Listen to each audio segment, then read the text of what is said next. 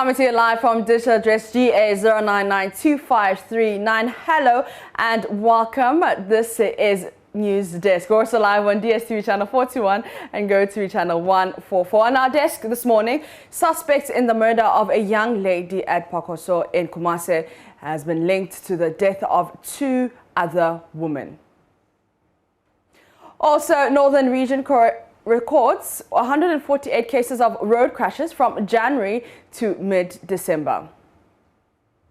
We'd also take you to the Golden Tulip Hotel for the Star Ghana Foundation Joint Partnership Beyond Aid Forum themed the 2022 budget for health and education services delivery in a COVID-19 pandemic area. Details right after this. I am Mapito Sibidi. Stay with me. Hello, my name is Nathaniel Atto. You can catch up with all the fun and inspiration on the Joy Sports link here on Joy 99.7 FM, together with all other shows over and over again. It's very simple. All you need to do is go to myjoyonline.com/podcast and relive all of those fun moments over and over again. Joy 99.7 FM, your radio for discerning listeners. Joy 99.7. Let's set up for the stories now. And our first story, suspect in the murder of a young lady at Parkoso in Kumase has been linked to the death of 2 other women whose bodies were found in the area earlier this year. Nana Bonsu is believed to have lured his victims, mainly commercial sex workers, to his hideout and succeeded in robbing and in some cases killing them. Love FM's Rasta Sasar Donko was in the Parkoso community 2 days after the incident and now reports. The Parkoso town is shaken by the gruesome murder of a 27-year-old mother of 2. These 2 carpenters got wind of the crime, chased down the suspect and arrested him.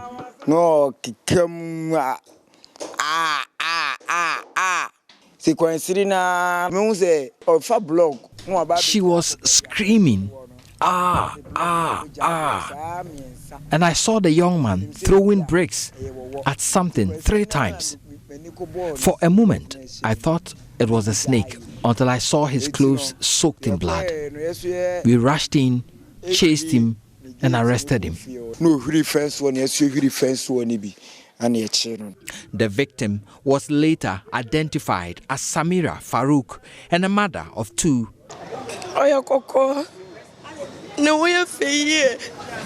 Umar Farouk is her father. I don't know.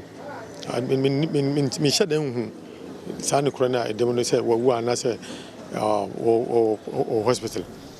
There are conflicting reports on the condition of the suspect, whether dead or alive. If this were to be a lawless state, we would have lynched him as well. But we have laws, and I want justice.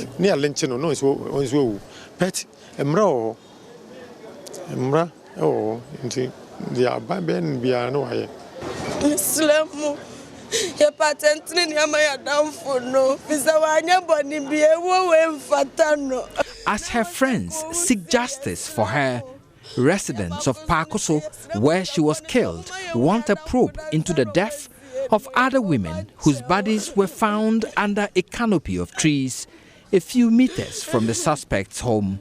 2 months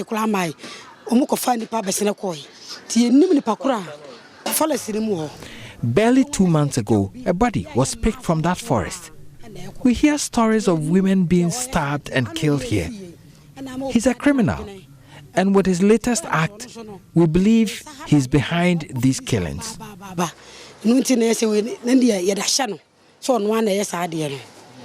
We are scared. You can't use this road after 6 p.m. He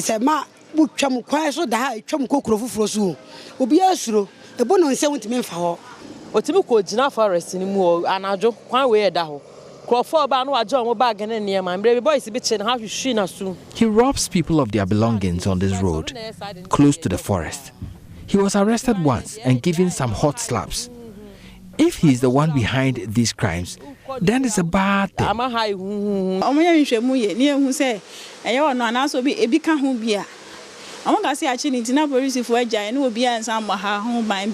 Now we are told that all the bodies found in this canopy of teak trees were women. I have with me here somebody who has stayed here for some time and has been part of the local watchdog committee. Yeah, that's what I say. Be Jumano, Abwa community no.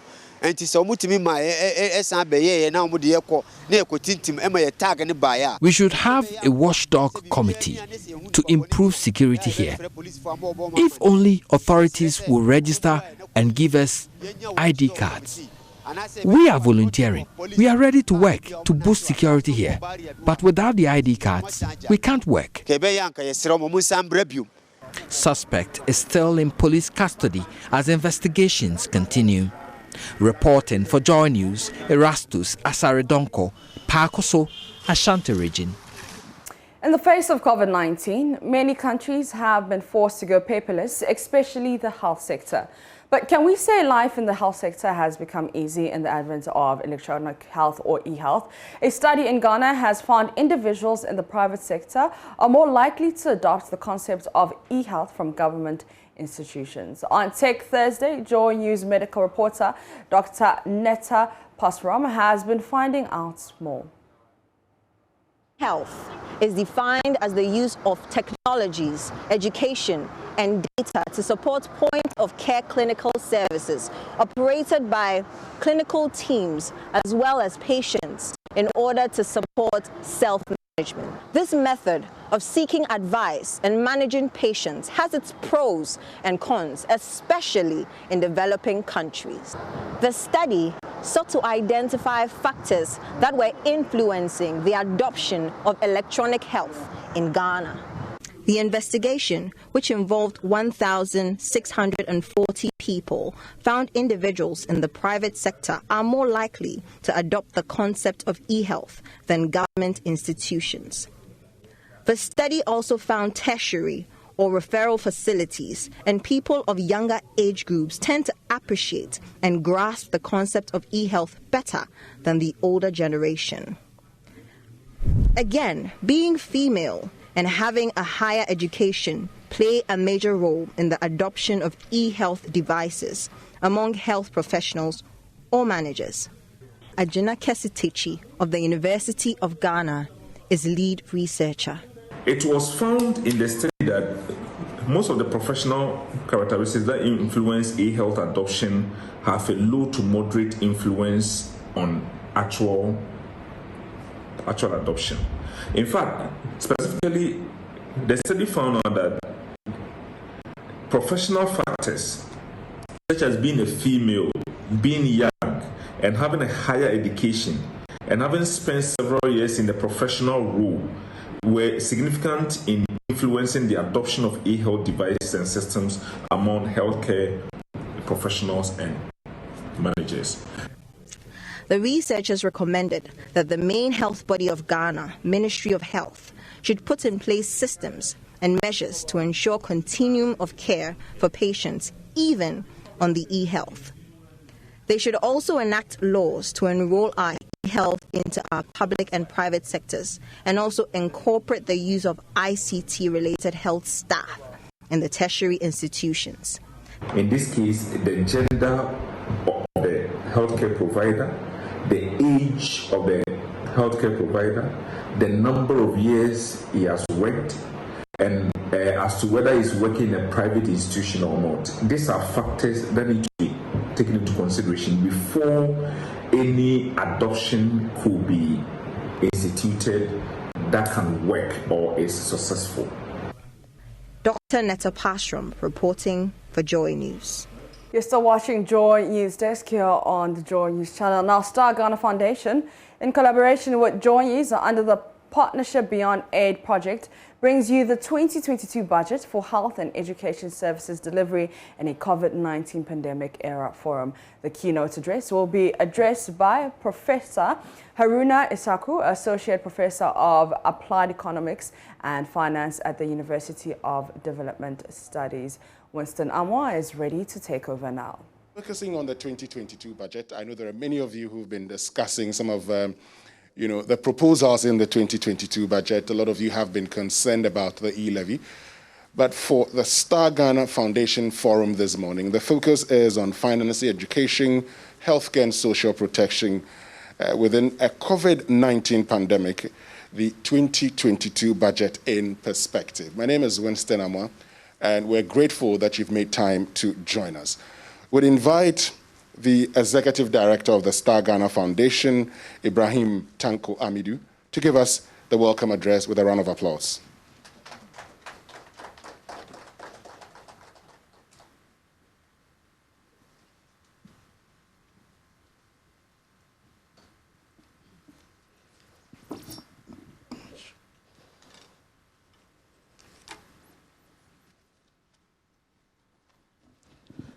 Distinguished ladies and gentlemen, it's my pleasure and it's to welcome you all to this forum.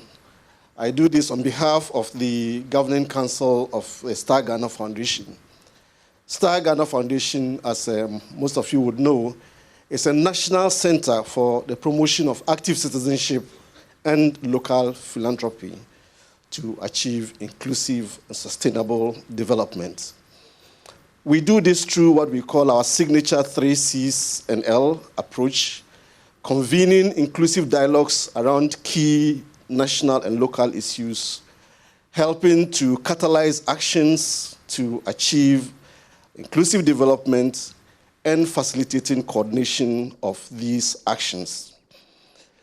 So this dialogue is part of our 3 C's approach under the Partnerships for Beyond Aid project, which is funded by the Foreign, Commonwealth and Development Office of the UK government.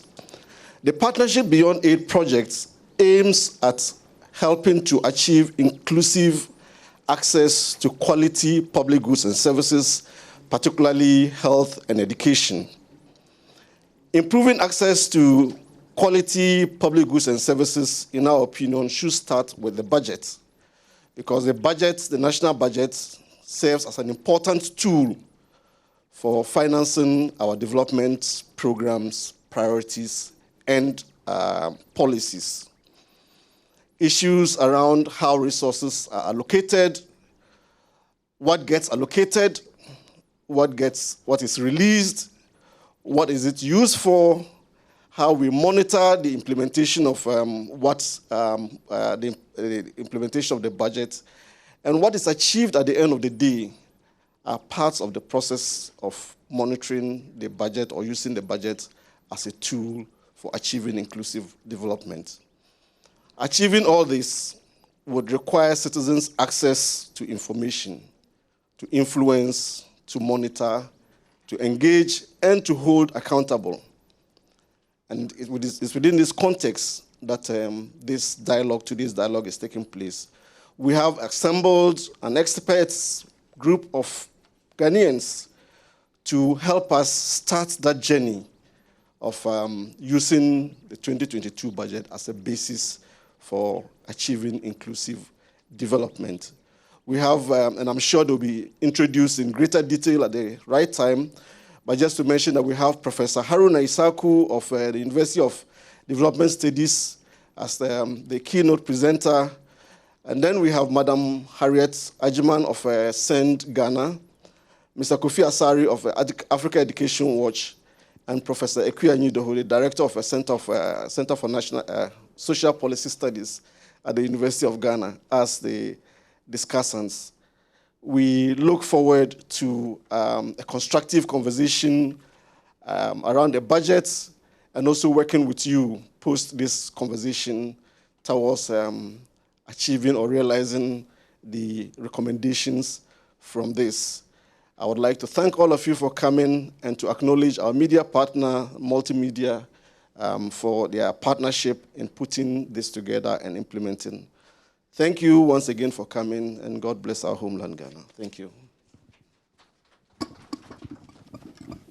Thank you very, very much, Mr. Ibrahim Tanko Amidu, for welcoming all of us to this very important event. And he set the tone for the commencement of discussions. And as already indicated, it's important for us to find out, the allocations for these key sectors in the 2022 budget statement.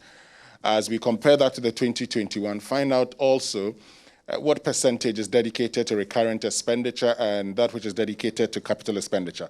You know, talking about education, talking about health, for instance, particularly with health, we know Agenda 111. Many of you know that particular, promise by the government in building 111 hospitals. So in the 2022 budget, for instance, what are the allocations to the health sector? What percentage goes into capital expenditure? And capital expenditure will take care of Agenda 111. What percentage goes into recurrent expenditure? And so if we look at the capital expenditure, can we say that we're on course when it comes to building 111 hospitals? When it gets to education, also would find that, and we'll compare that to global standards and what we have signed on to as a country. And we will start the conversation with a keynote speaker. Now, he's a professor, an associate professor in applied economics and finance and head of the Department of Economics and Entrepreneurship Development, University for Development Studies, Ghana. He holds a PhD in finance from the University of Ghana Business School. And he's an international visiting scholar at Covent University, Nigeria.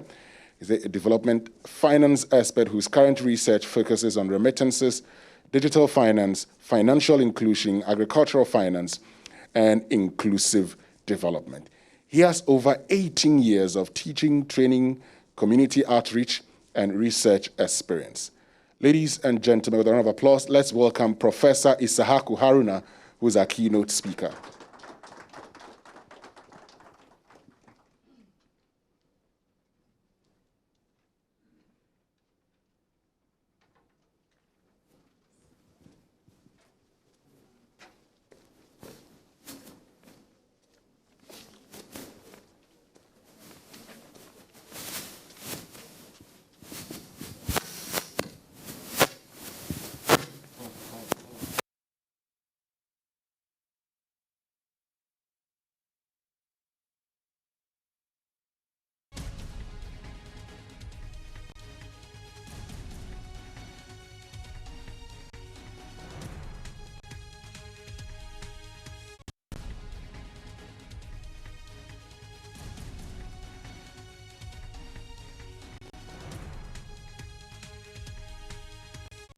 We have before us at this moment is to consider the 2022 national budget allocation to health, education, and social protection sectors.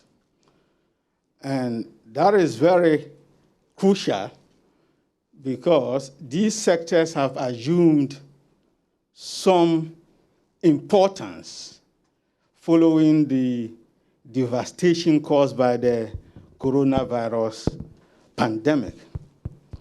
So we would take our time to look at the allocations and what they mean.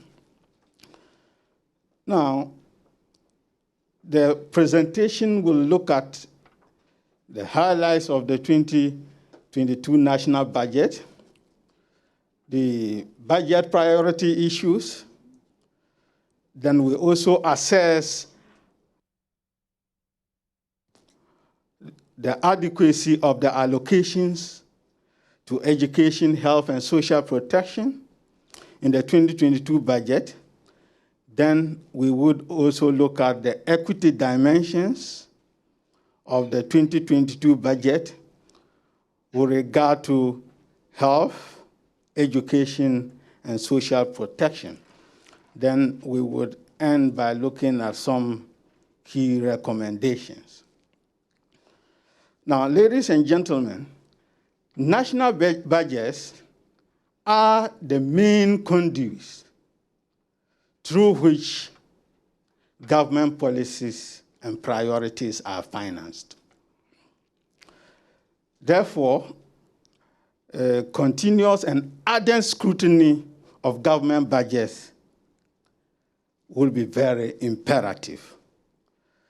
Why? Because this will ensure that government is put on its toes to properly align policy objectives with planned spending. Not only that, but the success of the Sustainable Development Goals will depend to a very large extent how well they reflect in national budgets, as well as how efficiently the budget allocations to those goals are executed.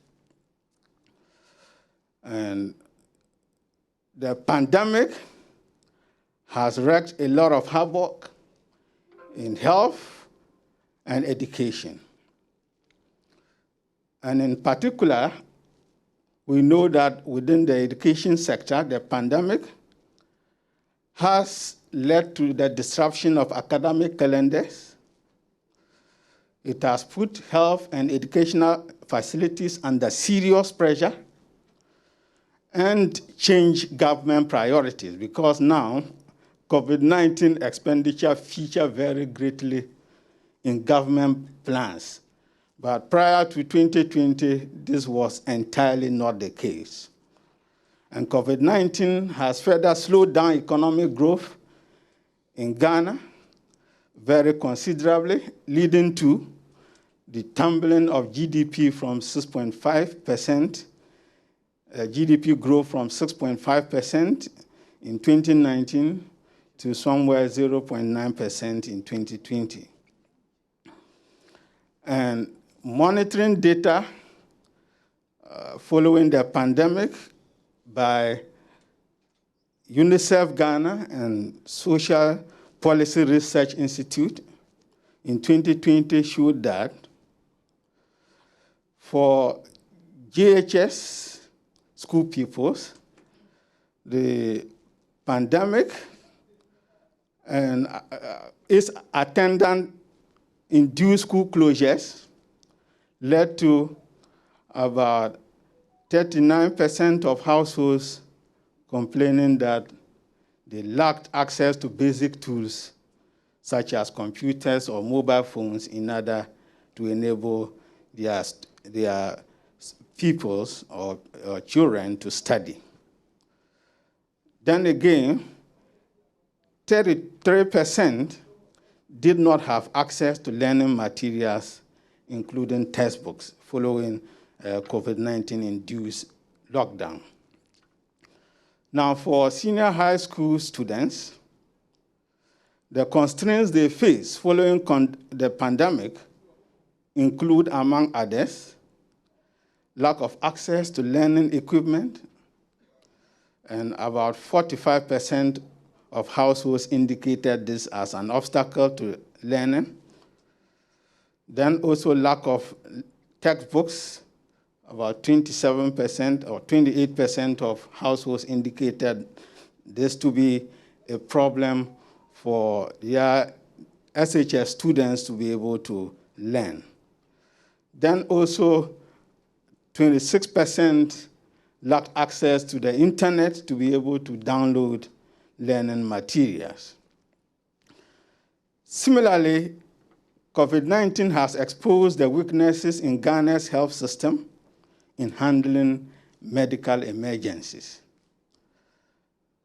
In particular, we can talk about inadequate quarantine and isolation centers in a number of regions and districts, also weak coordination structures, the coordination of contact tracers and other personnel was a huge challenge, and the exposed weaknesses in laboratory structures and erratic laboratory and drug supplies. And if you look at the impact on economic vulnerability, studies show that before the pandemic, the poverty rate was around 20.5%, but with the onset of the COVID-19, the poverty rate increased to around 34% in 2020, which means that some new poor people would be recruited due to the pandemic. Now, let's look at some highlights of the 2022 budget. The main macroeconomic targets that the 2022 budget hopes to fulfill include ensuring that we attain real GDP growth of 5.8%, non-oil real GDP of 5.9%, and then also to ensure that inflation rate ends the year with 8%. We know that at the moment is around 11%. So government is hoping that prices would come down, general price levels will come down, and then we can attain 8% of inflation by end year. Then a fiscal deficit of 7.4% of GDP is envisaged, and then government hopes that it can have international reserve cover of not less than 4 months of import cover. Now, if you look at the budget in terms of the fiscal operations of the central government, you would realize that from the start, government is running a deficit budget, and this is the case for most developing countries where their needs far exceed their abilities. So you can clearly see that government is hoping to raise about 100 billion Ghana cedis in 2022. Meanwhile, it plans to spend about 138 billion in the same year, which leaves the deficit to be around 37 billion Ghana cedis. So this 37 billion Ghana cedis, government will have to find a way of financing that. And government is proposing that it would it will raise about 28 billion from domestic sources and then go to the international finance market to obtain about 4.5 billion, and then also draw on the exceptional financing being IMF special drawing rights of around 4.5 billion in order to run the budget. And it is hoping that nominal GDP will be somewhere around 502 billion. Now, that said, let's look at the prioritization in the 2022 budget. Now, the budget contains about 7 priority areas. And top among them is COVID-19 containment and vaccination. And of course, this is no surprise because that is the challenge that we are all facing at the moment. Government also wants to, embark on fiscal consolidation to strengthen the economic fundamentals and manage debt more sustainably as the second priority. Now, the third priority is important for our discussion because it looks at continual revitalization and transformation of the economy to build forward better through the Ghana Cares program, and then government flagship programs, and then Agenda 111. Now, there are others, but if we move on to the 7th one, which looks at social interventions programs, including housing, training, and retraining, and then we have the LEAP, which is also of concern to us. Now, if you look at these 7 priorities, health features strongly in priority 1, which is COVID-19 related, and then also it features in priority 3, which is focused on, among others, Agenda 111, and then some government flagship programs. Now, though education is not mentioned directly as a priority, but it is subsumed under government flagship programs. So if you look at the details of the budget, the free senior high school policy is part of the flagship programs, as well as teacher trainee allowances. So these are basically that with regard to the health sector, the focus is on the COVID-19 containment measures, vaccination issues, and then in terms of infrastructure, center on free senior high school and then teacher trainee allowances. And I would highlight that these two will largely address issues of affordability and access, but not quality per se. Now, in terms of social protection, the main priorities which are captured under the flagship programs are LEAP and then also the school feeding program. Now, apart from the main budget item in terms of prioritization, the annual budget funding amount has 12 priority spending areas, and education and health are treated together jointly, or they are treated jointly as a priority. Now, and within that, once again, the priority is the free senior high school, and then science, technology, engineering, and mathematics centers. Now, for health, the ABFA focuses on health infrastructure and then also the implementation of the e-health program. So these allocations have some quality dimensions, but we would see that they largely tilt towards access. Now, what are some of the issues that arise from the prioritization done by the government in the 2022 budget? The key one is that with the introduction of the free senior high school program, we see a shift in attention by government to secondary education to the disadvantage of basic education.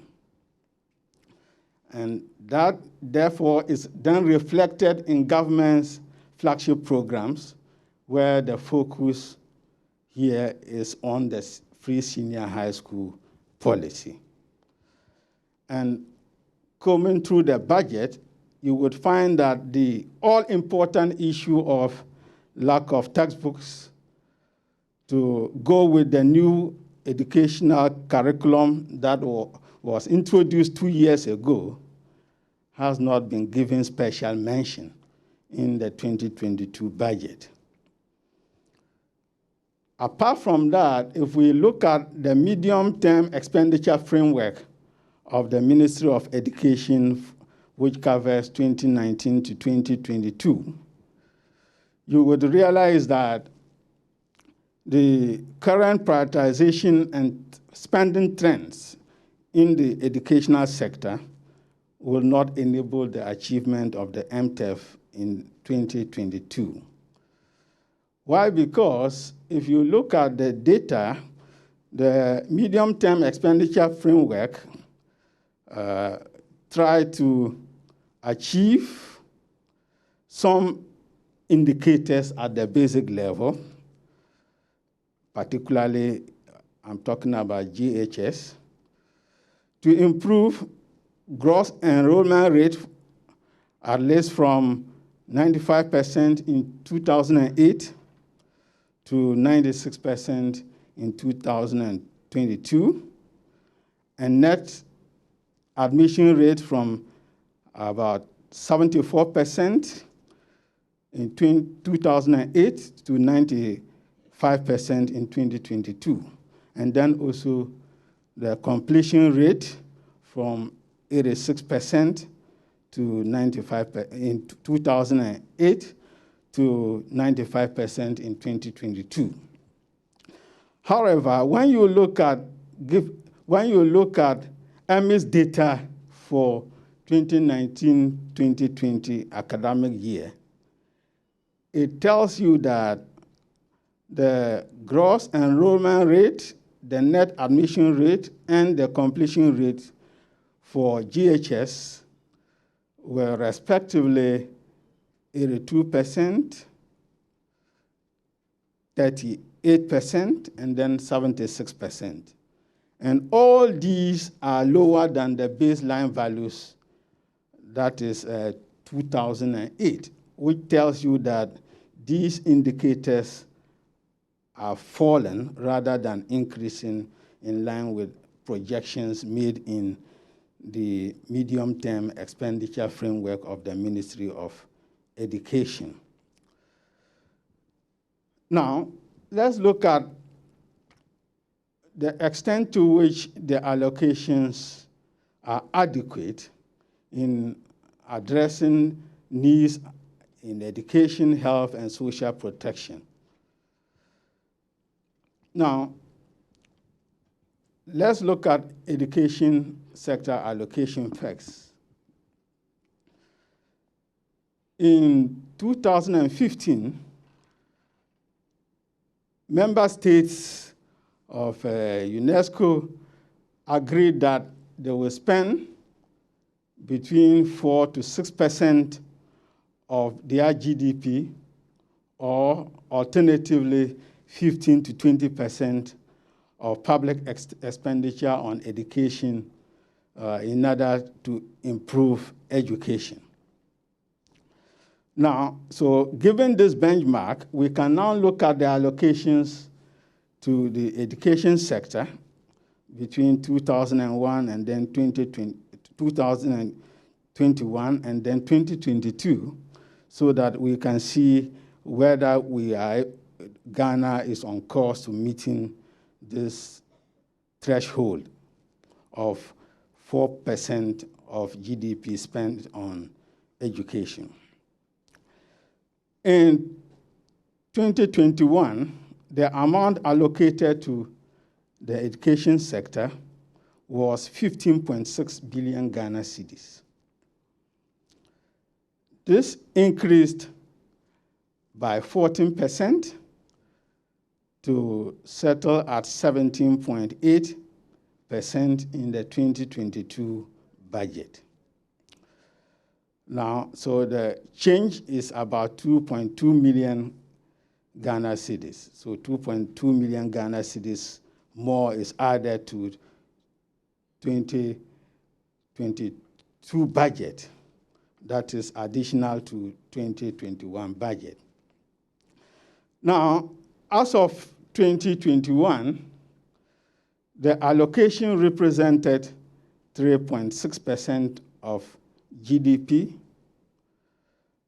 and in 2022, this had fallen very marginally to 3.5% of GDP. Comparing that to the UNESCO threshold, you see that we are not there. We are close to the minimum, but we are not there yet. If you look at the allocation in terms of percentage of government spending that goes to education in 2021, it is about 13.7%, and this declined marginally to 12.9% in 2022, which means that if we use that indicator also, we are not within the UNESCO threshold of spending at least 15% of public expenditure on education. Now, what does this imply? What it means is that the allocation that goes to the education sector is not increasing alongside increases in the gross domestic product. So your income is increasing, but the amount that you allocate to education is not increasing as much, though it may appear in nominal terms that is increasing. But if you compare it to how much you earn, then you realize that you are not doing as much as you should be doing. Then it also implied that Ghana not being able to meet the UNESCO minimum threshold of spending 4% of GDP on education could have implications on the quality of education, access to education, affordability, among others. And by translation, will have an impact on the quality of the human resources that we produce as a nation. Now, if you look at the breakdown of expenditure in the education sector, you see some skewness. And of course, that skewness is not so surprising, because there are a lot of teachers that have to be paid. So we see that out of about 17.8 billion allocated to the sector, about 84% goes to headquarters and agencies under the ministry for the payment of wages and salaries. In most part, sector goes to free senior high school. Of course, in line with the fact that it is a priority of the government. Then you are left with 1% for existing interventions in education, which is around 175 education, among others. So we clearly see how resources are squeezed in terms of primary, consumes about 241 or 242 million Ghana cedis annually. And you would see that in terms of the value, it is greater than the amount. So it raises, once again, that vexed issue of whether we should continue to spend on teacher trainee allowances, given that the health sector. But then if you look at the data, the 2022 budget allocates 11.5 billion to the health sector. And this is just 8.4% of the budget, which means that we are just about halfway through the Abuja Declaration. So we are far from meeting international thresholds in terms of how much we spend on health, even with the introduction of Agenda 111. And then also the extra spending in the health sector induced by COVID-19. If you allocated to the sector, if you look at the computations, it is just around 0.2% of GDP. We know the size of the sector is not that big compared to other sectors. Now, if under the ministry, we will see that the allocation to that sector jumped from 818 million in 2021 to about 1.1 billion in 2022. This shows about 34% increase over the previous year. And this increase in allocation is largely driven by an increase in the allocation to the school feeding program, which was allocated 881 million Ghana cedis in 2022, as against 489 million in the 2021 budget. If you look at the breakdown of the allocation to the Ministry of Gender, Children and Social Protection in the 2022 budget, you would realize that unlike the Education and Health Ministry, they don't have a lot of expenditure at the headquarters and then the agency level. So the allocation to headquarters and agency level for salaries and wages and some amount of capital expenditure is just 5% of the allocation to the sector. LEAP takes about 17% of the allocation. School feeding program is the largest beneficiary here, taking about 77% of the allocation to the sector. Now, the point to make here is that the medium-term expenditure framework for the Ministry of Gender, Children and Social Protection envisages that in 2022, it will reach about 350,000 households with the LEAP program. But if you look at the allocation to LEAP 2021-2022, there is no change, which means that government can only cater for the number it did in 2021. So then, there is no change in the coverage of LEAP, which means that the medium-term expenditure framework target of reaching 350,000 households in 2022 will not be met. So a gap of about 5,977 households will remain. But with the pandemic producing new poor people and creating further vulnerabilities, the actual gap will be more than 5,977 households. Now, let's consider the equity dimensions of the allocations to education, health, and social protection in the 2022 budget. The issue of equity in the allocations is sensitive to how we address geographical disparities, how we address disparities in terms of people with special needs or people that are abled differently.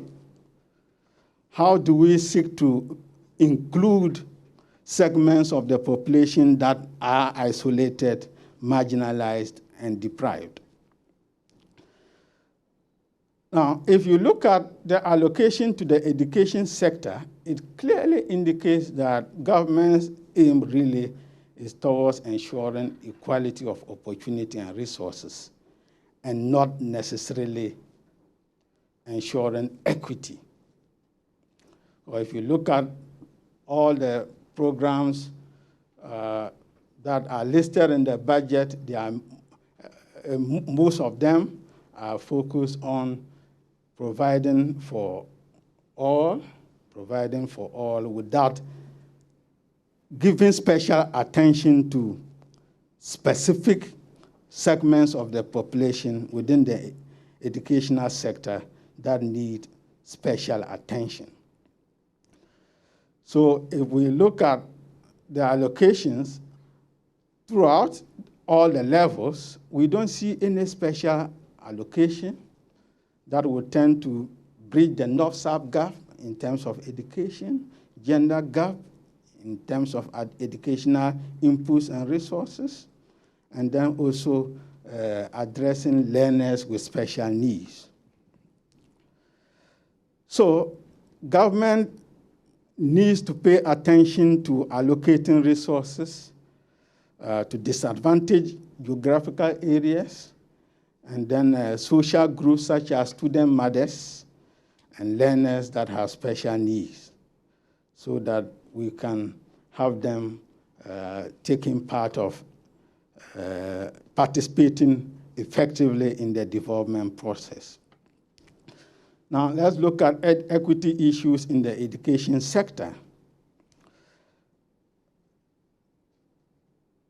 further. So if you look at it, the very important equity issue that I find in the education budget is that it seeks to address the needs of special learners by trying to design the standards-based curriculum and common core curricula so that they can suit the needs of persons who have special needs, and that is very commendable. But if we take a closer look at the allocation to the education sector, we would find that 67% of allocation to the sector goes to compensation of employees. Then we are spending 25% on goods and services. So what is now then left for school projects and facilities is just 8% of the allocation to the education sector. Given that per the Ghana Revenue Authority laws, capital allowance for buildings, for instance, is 10%. It means that if we were really going to be undertaking routine maintenance of facilities, even this 8% would not be sufficient to maintain our schools. And little wonder when you go to a number of the schools, you ask the heads, they would not remember the last time school buildings saw any renovation or upgrade. Now, if we look at equity in the health sector allocation, we will see that the health sector seems to be more sensitive to equity issues and inclusiveness as well. And there are some examples in the budget that are worthy of mention here. One being the proposed establishment of mental health tribunals so that they can handle the abuse of mental patients, which has become a very important issue. Then the setting up of 2 committees to finalize strategic documents to attract and retain health workers in disadvantaged areas. I think this is a very important move. Of course, hopefully those committees will not turn into a conjunctive. But it is something that is worthy of mention. Then the envisaged establishment of 3 mental hospitals under Agenda 111 is commendable, as well as 101 district hospitals also under Agenda 111, so that this will cater for districts that do not have hospitals. If we look at the allocation to the health sector, we find that 59% goes to compensation of employees, so 57% goes to the compensation of employees, that is wages and salaries, 22% to goods and services, and then 21% to capital expenditure. So in terms of capital expenditure, we see that the health sector is doing better than the education sector in terms of how much they allocate to capital expenditure. But then, a major equity issue that we need to consider in the health sector relates to the prioritization of hospital facilities rather than cheap compounds or primary health care clinics and facilities in terms of capital spending. We know that the cheap compounds and then clinics are more accessible to the vulnerable and deprived portions of our population. So they need to be highlighted and given attention if we really want to improve upon access of our rural and then disadvantaged population to health facilities. But another equity issue that needs mention under Agenda 111 that needs clarification is that it is not really clear when government intends to complete Agenda 111 projects. And if you look at paragraph 383, that is found in on page 94 of the 2022 budget, it says that the Agenda 111 is expected to be completed by end 2023. But then if you go to the appendix, you would find that in that same budget statement, the allocation to Agenda 111 is through to 2025. So there's some disconnect here. So is it that government is going to finish the projects in 2023 and then accumulate areas and pay them up to 2025? So there is the need for a clear explanation as to when the projects will be completed. Apart from that, as I mentioned earlier, the amount allocated even up to 2025 would not be able to achieve 111 hospital projects. Now, if we look at equity issues in social protection, we'll find that in terms of the allocation to the gender ministry, we find goods and services taking a chunk of the allocation, that is 96%. And then we have compensation of employees taking about 3%.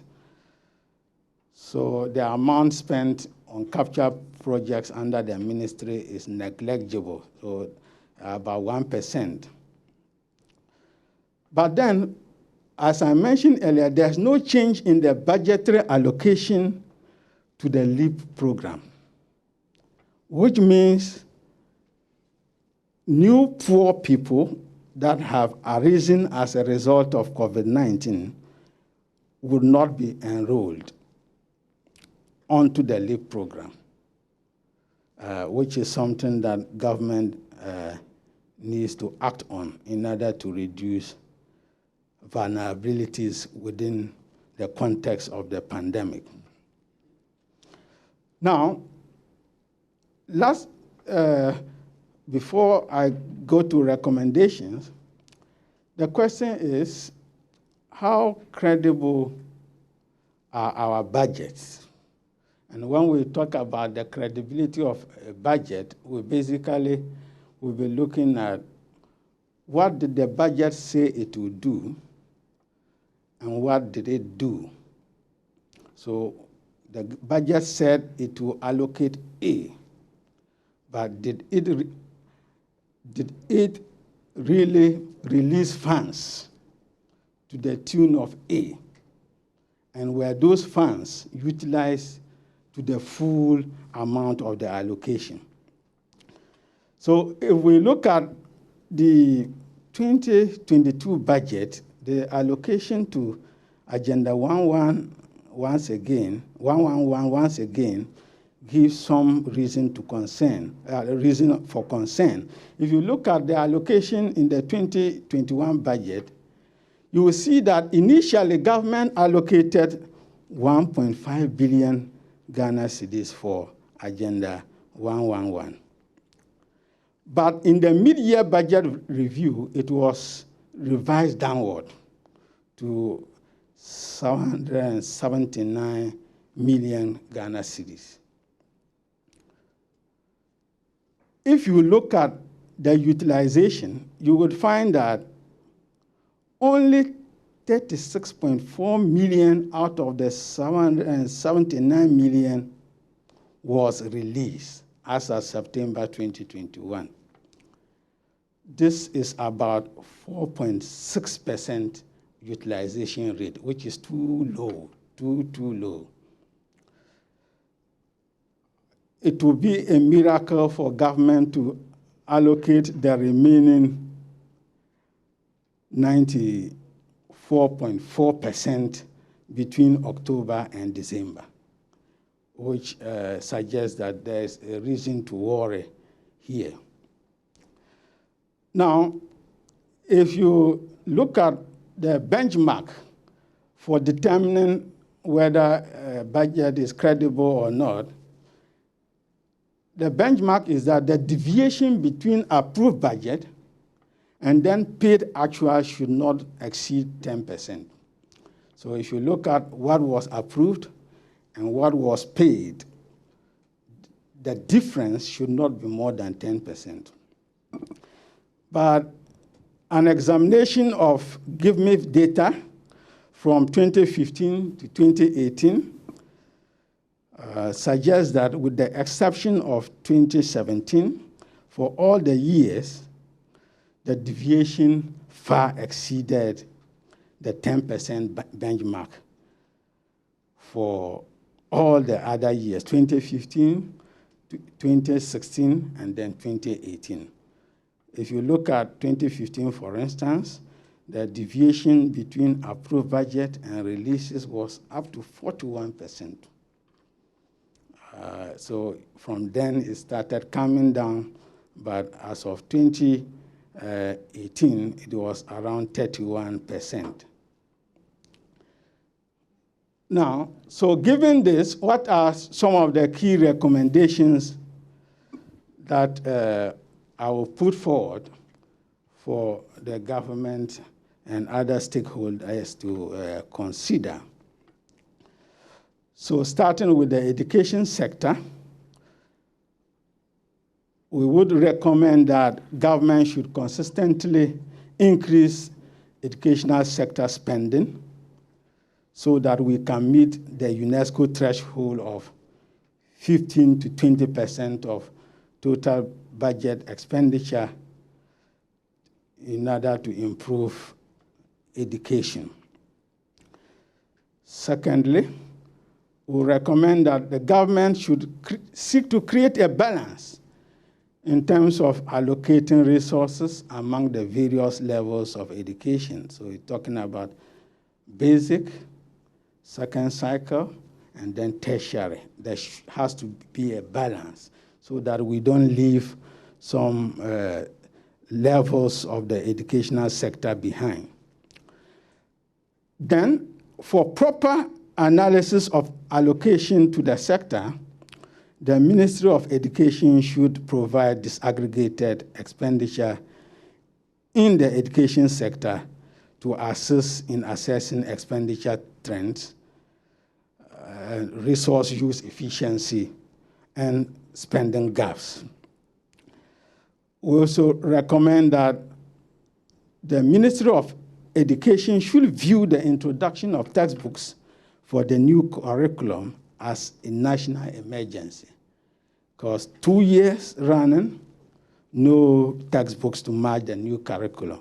The ministry's excuse has been that resource packs have been provided, but they cannot be substitutes to textbooks. We also recommend that the ministry should provide a definite timeline for introducing these textbooks. Furthermore, the Ministry of Education should consciously seek to address inequities in the educational sector when allocating resources in 2022 and beyond. And I would also recommend that the Ministry of Education must seek to balance the allocation among capital expenditure, goods and services, and then compensation of employees. And for the health sector, I would recommend that health spending must be increased progressively so that we can achieve the Abuja Declaration of appropriating 15% of annual budget to improve health. Then government needs to do more in terms of financing. And here it has to more than double the allocation to Agenda 111 if it aims to complete the projects by 2025. And this will require government rallying donor support around the Agenda 111 so that it can mobilize funds to prosecute this noble dream. The government should also clarify the timelines for executing Agenda 111 and then allocate resources in line with the timelines. I also recommend the allocation of resources towards CHIPS compounds and primary healthcare clinics and facilities so that we can improve access to health services by disadvantaged portions of our population. And COVID-19 still being around, refusing to go, there's the need to devote more health spending to infrastructure to improve access to healthcare services, especially in areas that are hard to reach. Then, in terms of social protection, I recommend that the government should reallocate resources to LIP in order to meet the medium-term expenditure framework target of reaching 350,000 households in 2022, and then also to cater for pandemic-induced poverty and vulnerabilities. And then also there is the need for government to try to complete the process of enlisting LIP beneficiaries onto the National Health Insurance Scheme. And in terms of ensuring budget credibility, I would recommend that government has to improve the accuracy of revenue forecasts as input into budget statements so that there will not be so much deviation between approved actuals and then releases. Government should also do the budget estimations based on allocations on historical trends in budget utilization. And then also government should seek to properly align releases to approved budgets. Thank you very much for your attention.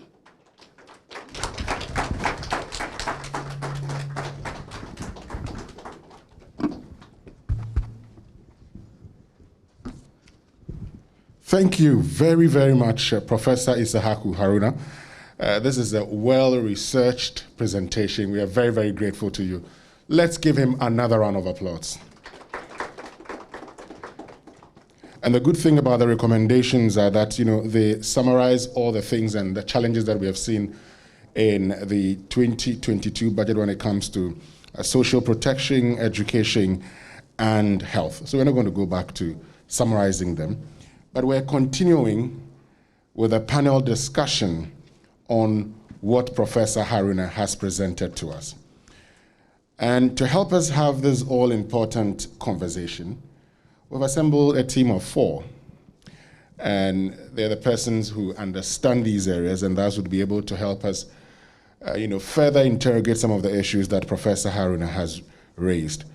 First is Nana Ekuya Anyidoho, who is an associate professor at the Institute of Statistical, Social and Economic Research and director of the Center for Social Policy Studies, both at the University of Ghana. Now, she works in the areas of social policy, social development, and frequently explores themes of participation, inclusion, and empowerment by examining how marginalized social groups, in particular young people and women, interact with social policy structures and processes. Let's welcome her with a round of applause.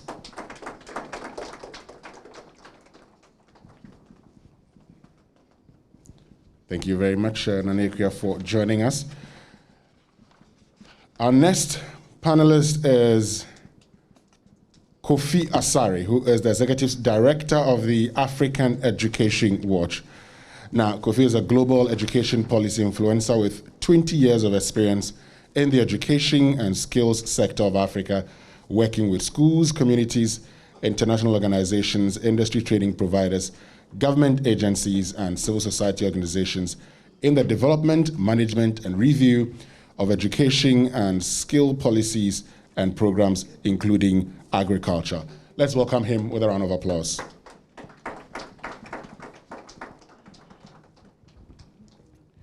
Thank you very much, Kofi, for making time to join us this morning.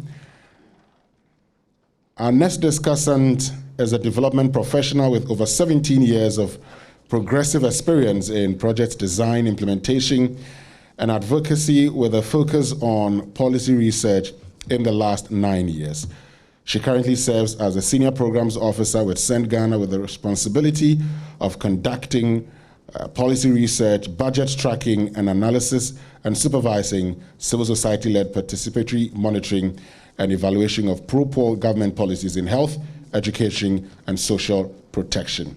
Let's welcome Harriet Nyama Ajiman, who is Senior Programs Officer of Send Ghana.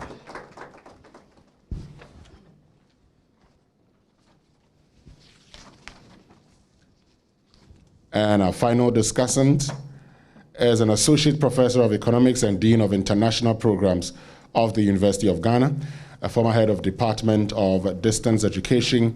He's also a Senior Research Fellow at the Institute of Economic Affairs and a non-resident research fellow at CEQ Institute in the United States. He holds a PhD in development economics and also is a postgraduate scholar from the Brown International Advanced Research Institute at the Brown University, where he studied development and inequality in the global south. Let's welcome Professor Eric Osesibe.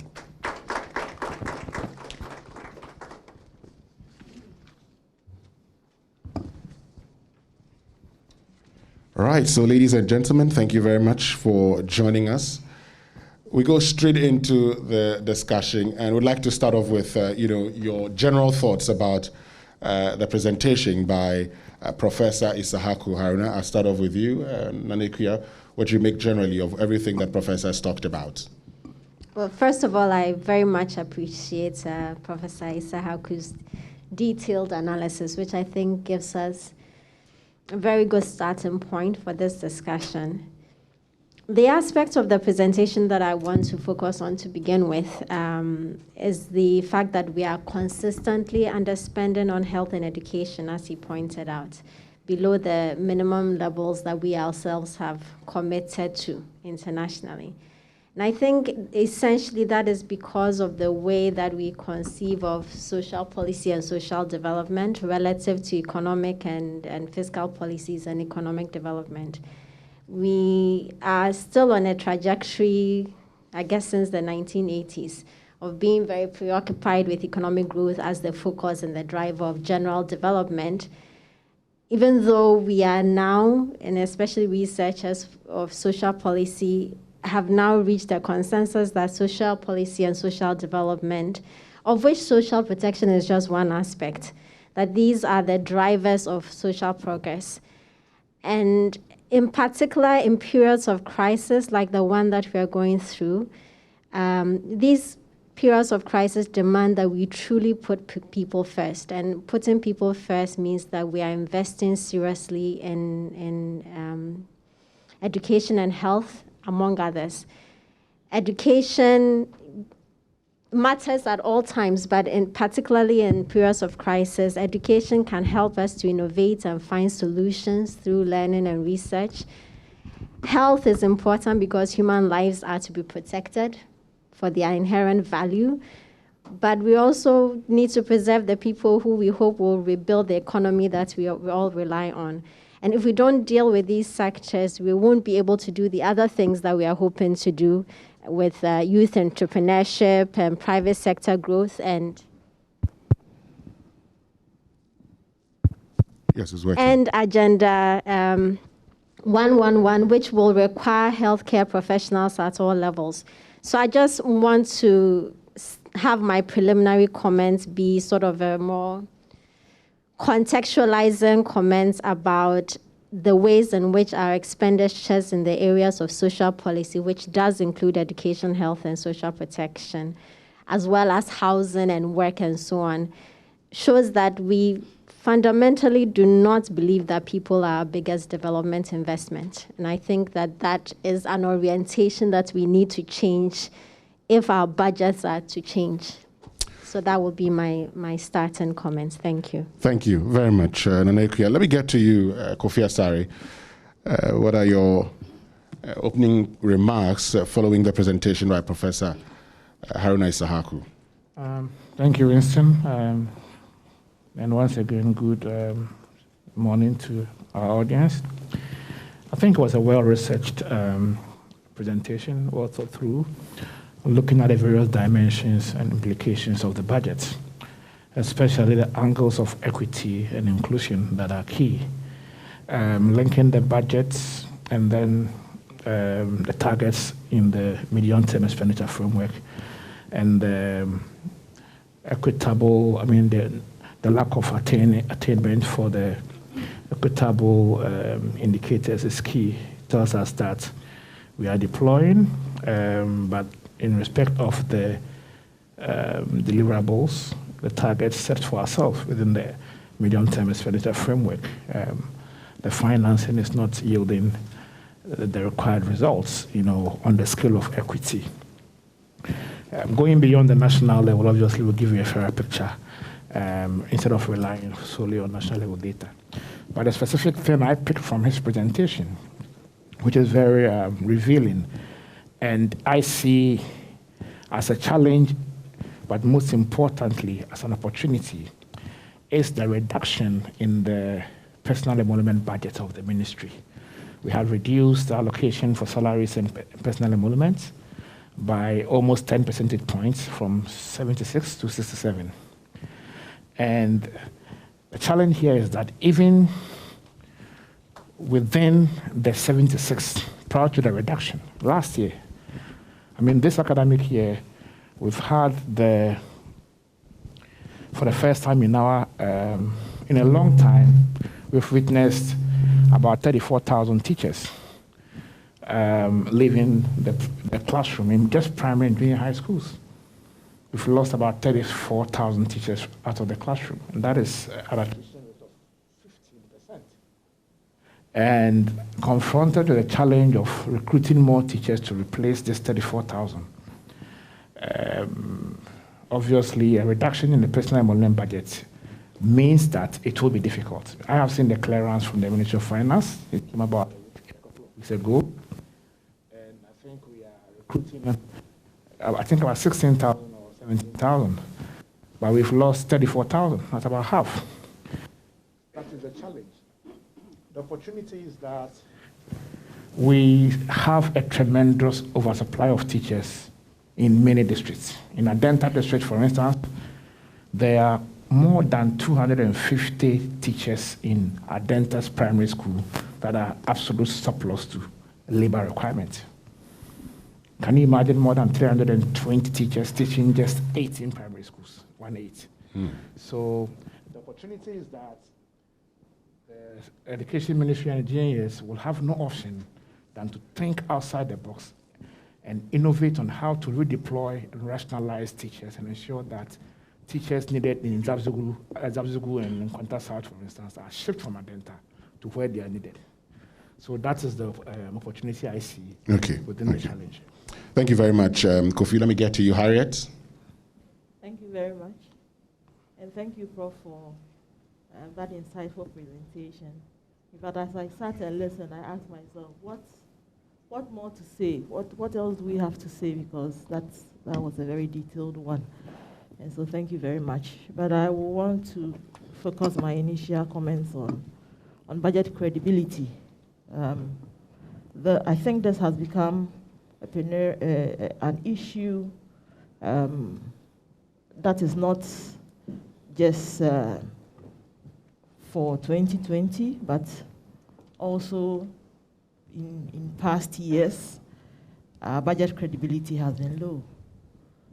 That is to say that government does allocate the funding, and we all listen to it on the floor of Parliament, but at the end of the day, the funds are not released for the intended purposes.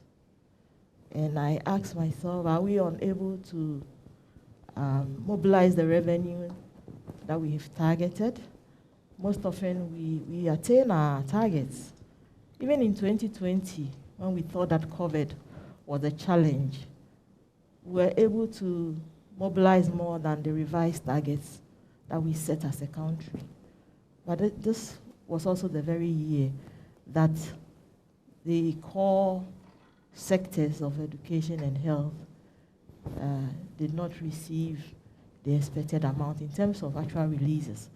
So, for example, in the health sector, in 2020, they got 47.6% less of what has been allocated them, even the revised budget. For 2020, health had a revised budget upwards because of COVID-19, but they received that less for implementation. Also in education overspent its resources by about 7%, and all that went into compensation, even taking some from goods and services as well as capital expenditure to compensation. And so in education sector 2020, we spent 24% less than what has been allocated to goods and services, and 35% less of what was expected to go to CAPEX. And so the question is, where lies government's priority in terms of spending, in terms of implementation? And I think that probably we need to focus more on this area in terms of advocacy to get and to draw government's attention to the fact that it is inadequate to just allocate. It is very important that whatever is allocated is released, especially when the resources are actually mobilized. We get our revenues. We always hear GRA exceeding its target. But then when it comes to implementation, maybe some other things get the attention of government behind the scenes, and we are not aware of.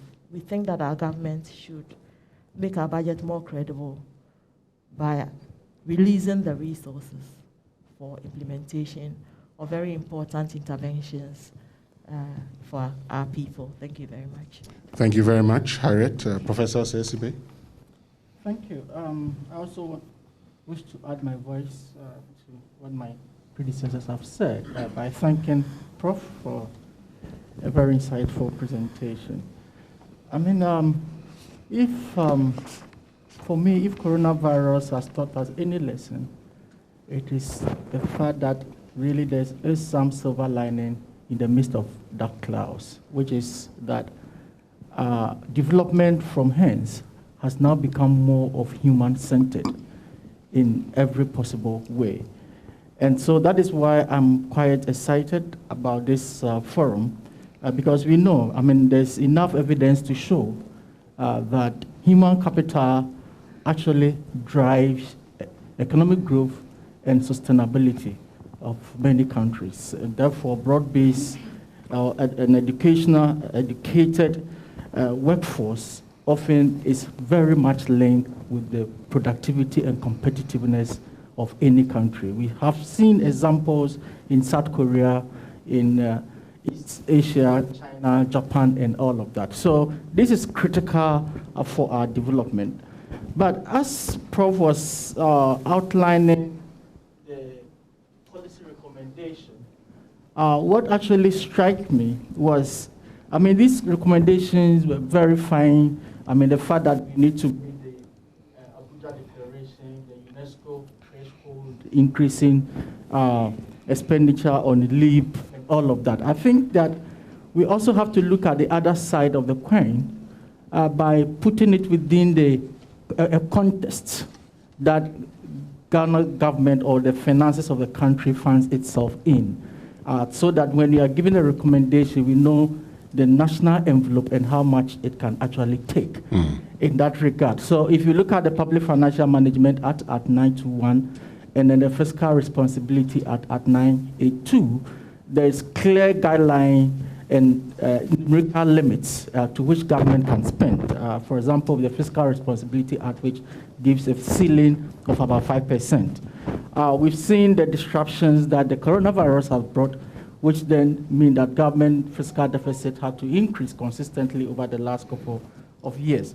Now, this really has led to increases in debt, and the debt has actually mounted to the extent that interest payments alone takes about 31% of government total expenditure and about 55% of tax revenue. So clearly, you can see the fiscal constraint that our finances find itself in. And so I wanted to see the presentation touching on all these fine ideas. I asked myself, how can government create fiscal space within the limited fiscal constraint to be able to spend on Agenda 111, to be able to upskill social protection, especially LEAP, which touch the very poor, or the school feeding, and all of that without compromising our fiscal sustainability. So I'll end it here, and then as we move on. And let me just continue with you, because you've talked about the fact that it's very important, even as we talk about all of these, we also look at the circumstances within which we find ourselves. We also look at the effect of COVID-19 on revenue generation and its increase in expenditure, for instance. But you would agree also that government being mindful, and I mean, the percentages that Professor Haruna talked about in relation to GDP and also in relation to the budget. So let's look at the health, for instance.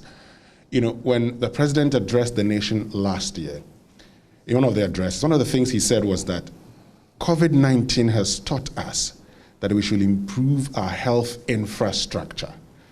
The president makes the point that it was going to, the construction of 111 hospitals was going to start in 2020 and was expected to be completed within 1 year of commencement. Now, when you make this bold statement, one would expect that your financials would suggest to you that you can do it. Professor Sesibe. So, yes, you can say the financials, we have a challenge, but the managers make statements. They make promises which we expect them to make based on our financials, shouldn't they? Yeah, I mean, you're very right. I honestly wouldn't want to veer into that kind of situation. I want to look at the numbers. I mean, for me, there's no way that is attainable, given that the situation that government finds itself in. The budget as it stands now, you look at Prof presented to us compensation. One thing that he didn't touch on is interest payment, that is the loan that we have collected. And then if you look at transfers to statutory organizations, these three alone, 2021, constitute 146% of our tax revenue.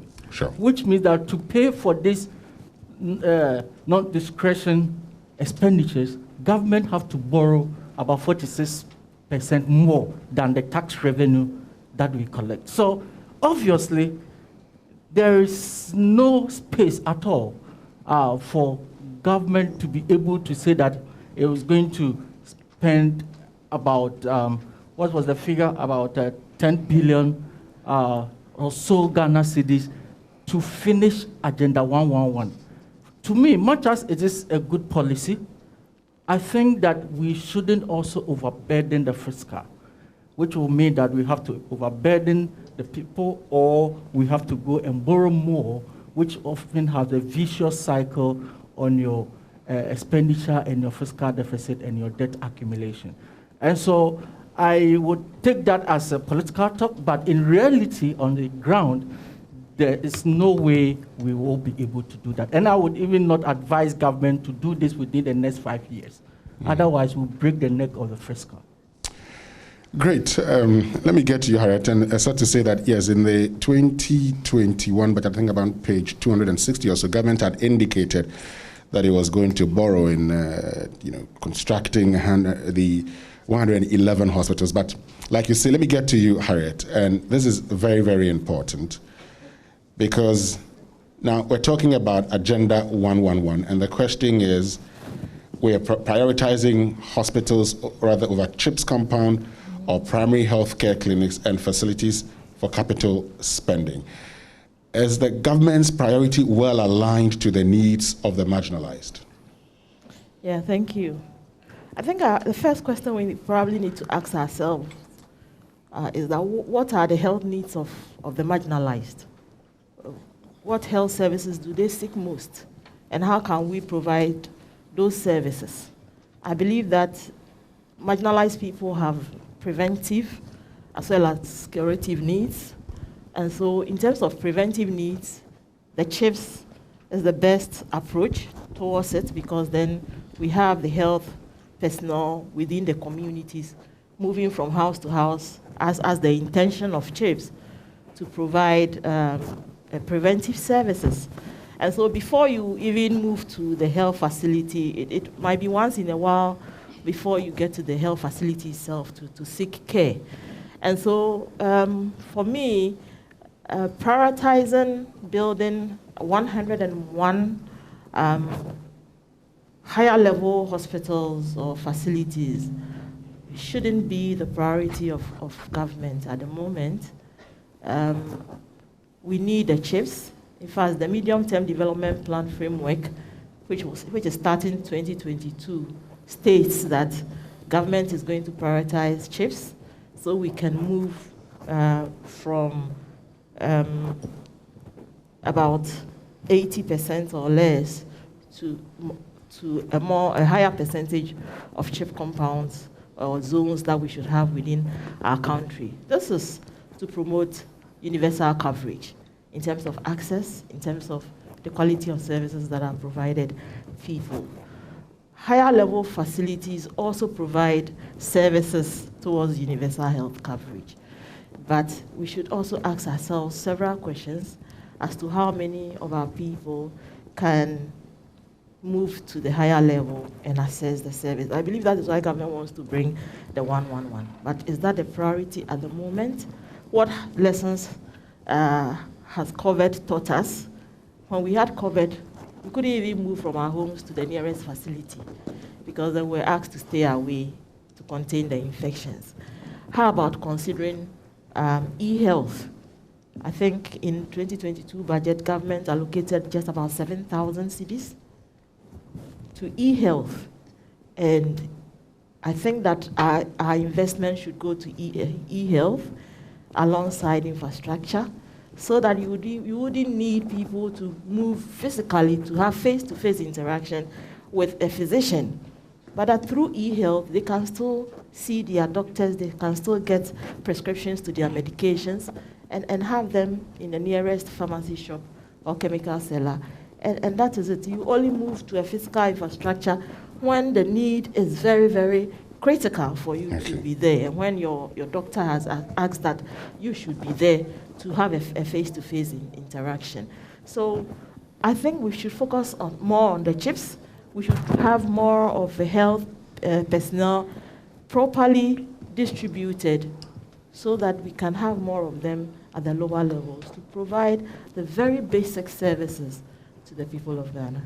Okay, let me get to you, Professor Anyidoho. So, I mean, when Professor Isahaku was presenting his findings, he indicated, for instance, that we're looking at, when it comes to LEAP, we're looking at a target of 350,000 households in 2022. Unfortunately, the budget makes a provision for the 344,000, showing a gap of 5,977. What additional consideration should be taken up to mitigate this shortfall? What should the government do to mitigate the shortfall? Allocate more money. I mean, if you look at the total allocation to LEAP, it's less than 200 million. It's 197 million and some change. I was going to wade into the e-levy service charges by comparison, but I'm not going to do that. That's controversial. I mean, obviously, to ordinary people sitting back, it seems like a lot of money. But if you compare it to other allocations, it's not. The fact is that LEAP, to begin with, was already has a very narrow remit, even without COVID coming with its ravages on people's lives and livelihoods. It targets the extreme poor. So if you're just poor enough, you're probably not going to qualify. You have to be extremely poor. And the amounts are really, really small. Just a little over 100 cedis for a household of 3 or more, which beneficiaries have been shown to use mainly for upkeep. And there isn't anything left over for the capacity building that the LEAP program says that it wants to also achieve. So yes, spend more money. And then the question comes, can we afford it? Is there, what about the fiscal constraints? And I think these questions come because we tend to think of the LEAP program and other social protection measures as consumption. They are luxuries, they are charity, right? And I think it comes back to this question of, are we truly trying to, are we really considering that people are at the center of the things that we do? We want to grow the economy, and ultimately the argument is that when the economy grows, then all of our lives will be better. And I think it's ironic to compromise the well-being of people in the process of getting to the goal of having greater well-being for people. So if we stop thinking of this as charity, as consumption, it's not productive expenditure, it is just money that is going into people and they are going to consume it. I think that's where we get these really small allocations. So LEAP to begin with was not adequate, and certainly is not adequate under COVID. And what you need to do is increase the amounts of money that you spend on people, and especially the people that you have identified as being the most vulnerable. Thank you very much. And let me get to you, Kofi. So, I mean, one of the things that we've talked about over the last few days is the non-availability of textbooks. Professor Isahaku talks about that also. It's been 2 years of running a new curriculum, and we still do not have the textbooks. Kofi, this clearly could affect our quality of education, wouldn't it? Yeah, the textbook issue is an overflogged horse. It needs no reiterating the fact that textbooks are important. To be honest with you, and on a lighter note, when I saw the Ministry of Education run publications to publicize the WASI pass rates recently, government communicators gave reasons why students performed well in this year's WASI. And the first among the reasons was that for the first time, every student in senior high schools had access to all the 4 core textbooks. That was when I realized that textbooks really mattered. Because 2 years ago, the Director General of JS told us that without the textbooks, quality teaching could go on. So textbooks cannot matter in senior high schools. And the reverse happen in basic schools. That is the context within which you see textbooks. We haven't learned. If you go to many states in America, when they are rolling out a new curriculum, what happens is that after the curriculum has been approved, they wait for the cohort in school to phase out before they roll out the new curriculum. You don't rush and implement a new curriculum when you don't have the textbooks. But it has been a culture in this country that we will always roll out new curriculum during reforms and then bring a textbook later. You see, if we are talking about transforming education, it also means that departing from certain negative cultures to that culture of putting the cart before the horse cannot contribute to transforming education. And for that matter, we shouldn't have started rolling out the curriculum when we knew very well that we were nowhere close to getting textbooks and that we wanted to follow the old culture of putting new curriculum in the schools without textbooks. I think that schools are struggling. Last 2 months, when they failed, you go to Zabzugu, you go to Mkwanta South, and you see teachers dictating the study guide, the resource guide. They are dictating to students who can barely string a sentence together. You understand? So obviously, and what makes it even dire is that coming from COVID, everyone was mass promoted from class 3, for instance, to class 4. The teacher in class 4 has 2 duties. First, to do the catch-up for the 2 terms that were lost due to COVID, and then begin the class 4 job. How could you have done all this, doing your differentiated learning, accelerated learning, and at the same time not having textbooks? So I was happy when the minister promised that in Parliament in June, that by September textbooks were ready. We are in December. There are still no textbooks. And I'm told the minister's last appearance in Parliament days ago, he said that they are doing quality assurance. So we hope that there will be textbooks. In the budget, yes, you won't find textbooks there. Sure. But I believe the textbooks will be procured from GET Fund. And so you won't see GET Fund in the budget. GET Fund will go to Parliament maybe next month, based on the formula, and then it gets approved. So I'm informed that it is likely textbooks will be procured from GET Fund. So even though it's not in the budget, they will eventually. My challenge moving forward is that we are rolling out a new curriculum for junior high schools starting January. And we are likely to repeat the same thing again. And we are not likely to see junior high school textbooks for 2 years. Thank you. Yes, that's my challenge. Good. I'll get back to you, Kofi, but let me get to you, Harriet, and still staying with education, because we know 13% of the education sector's budget goes to free SHS. That's a flagship program. But the question is, how does this, the shift to secondary education affect investments into access and quality at the basic level? Thank you very much. From all we have said, working within constraints budgets and allocating more to a certain level of education means that the others will receive less. Automatically, they receive less. But our medium-term development framework, beginning 2022, has some levers. It talks about access. It talks about participation and inclusiveness. It talks about e-learning. It talks about competency-based skills. These are as well as financial and educational management. These are the areas that government wants to focus on from 2022 to 2025. And 2022 budget is the starter. And so the question will be, why should we focus all the attention on one level of education, leaving the rest? We know that at the basic level, you have over 5,000 schools under trees, with some in very poor structures. How much are we given to rehabilitating and constructing infrastructure for those who are still under trees? We know the effects of studying under trees, and so we need to pay some attention to that area. We also know that as we have more children entering education at the lower level, from KG, by the time they get to the primary, the numbers have increased.